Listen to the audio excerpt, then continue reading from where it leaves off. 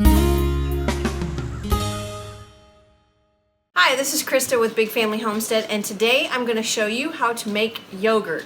Raw milk yogurt, well, kind of. Well, the kind of part is I'm using raw milk to make the yogurt, but you do have to pasteurize it just a little bit for it to work right. I have tried to make raw milk, raw yogurt in the past. It has failed miserably. A friend of mine who has a friend that does raw milk and raw milk yogurt, and she said that if you want raw milk, drink your raw milk. If you want yogurt, you're going to have to pasteurize it a little bit because the lactase that's in the raw milk eats the cultures from your yogurt. So it just curdles and looks gross, and nobody wants to eat it except the pigs. You're gonna need a few things to start with your project. You're going to need a really old heating pad. When I say really old, you're going to need the kind that doesn't shut off after an hour.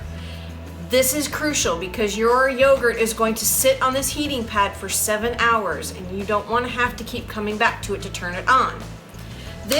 We found this really helpful. It's one of those infrared thermometers just to make sure that this heating pad is about 110 degrees. Also, you're going to need a large bath towel because you're going to put it over your pot so that it stays nice and warm.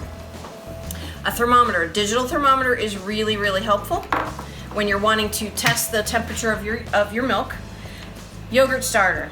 You can buy the fancy ones off of Amazon, but I find if you just go to the store, you can buy any plain yogurt from the store and use that. I prefer organic, but they didn't have any at the time. And then just a spoon. Oh wait, your milk.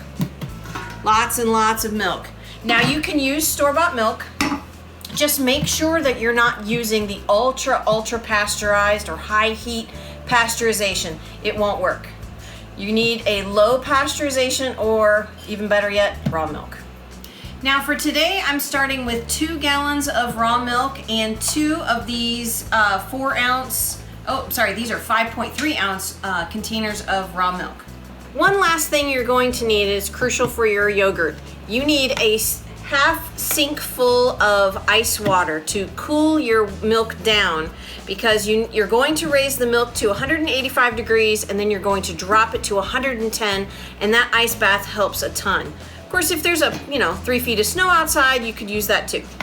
Okay, step 1, you're going to heat your milk on a relatively low temperature because you don't want to burn it. You're going to heat it to 185 degrees. It could take up to a half an hour to do that.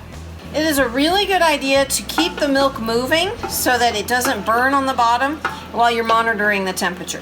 Okay, now we've reached 185 degrees. We're going to take it off of the heat and straight into the ice bath.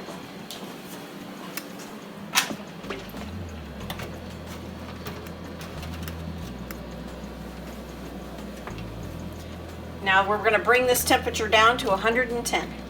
Now you want to keep stirring this so that way the cool from the outside gets towards the middle and it doesn't reduce your temperature too much. So another side little cool tip, I decided to rubber band the thermometer to the spoon so that I don't have to hold both items in the milk. Okay, our temperature has reached 110 degrees, so we're going to add our yogurt cultures now.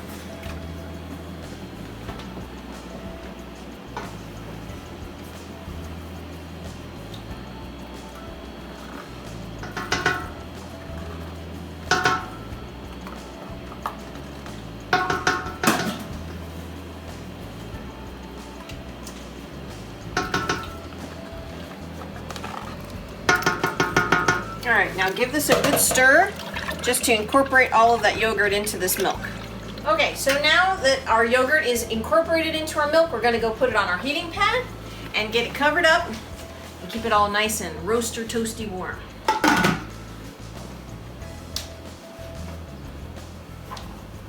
Done. Now it's important to keep it nice and warm, at least 110 degrees for at least 7 hours. I like to do it overnight so it's a little more tangy. Our family likes a little tangy yogurt.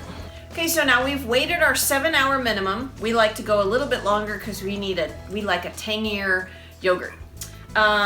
If you like a thinner yogurt, you're done. You can just go ahead and put this into quart jars or whatever container you want to carry, hold it in, and stick it in the back of the refrigerator and leave it. We like a thicker yogurt, so I'm going to go ahead and strain it out into a cheesecloth with a strainer underneath into another pot. So I'll probably need 2 of these because of the amount of yogurt we made. So let's show you what this yogurt looks like now. It is nice and thick, and it's got some whey in here. Now if you want to leave it just like this, you can just strain it up, but look at that. Beautiful yogurt.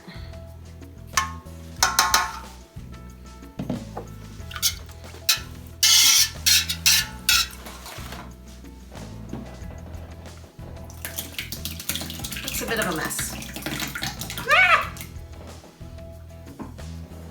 I'll use a spoon.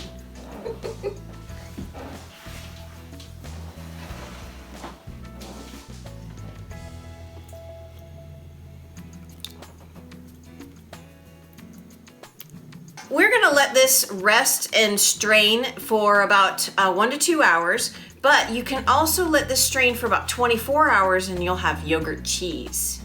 All right, so now we've waited our time, and I hung it on a wooden spoon with some twine. So I'm gonna cut that off and go ahead and put that into a bowl and show you what we got.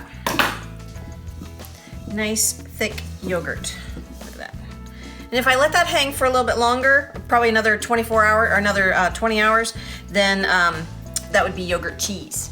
All right, so this is what came off of our yogurt, the whey. This is the byproduct of what's left over after you make yogurt or cheese. And this is a super, super great product to have for pigs, or you can replace it in the water in your bread. You can boil noodles with this. This is so, so good for you. So that's how we make yogurt here at the Big Family Homestead. And my name is Christa, and you have an amazing day.